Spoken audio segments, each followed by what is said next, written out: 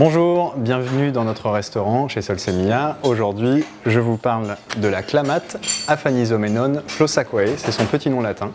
La clamate, elle est connue pour ses vertus stimulantes au niveau physique et cérébral.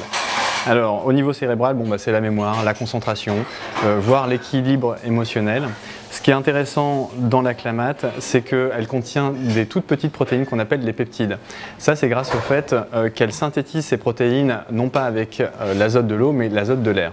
Donc, ces petites protéines, les peptides, elles vont facilement franchir la barrière sang-cerveau et pouvoir stimuler, jouer directement un rôle de neurotransmetteur.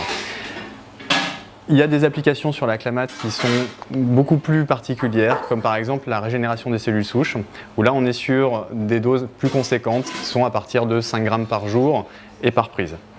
Vous pourrez trouver plus d'informations sur notre site, sur la clamate. Il y a 2 ans maintenant, on s'est rendu nous-mêmes sur le lac. On va bientôt publier un reportage qui sera également publié sur notre site et qui présente le milieu naturel dans lequel cette algue pousse, qui est un milieu très sauvage, très préservé. On est aussi allé voir les sources qui alimentent le lac, qui sont donc dans une région avec une nature à l'état quasi sauvage. Et on sera bien heureux de vous présenter ça bientôt.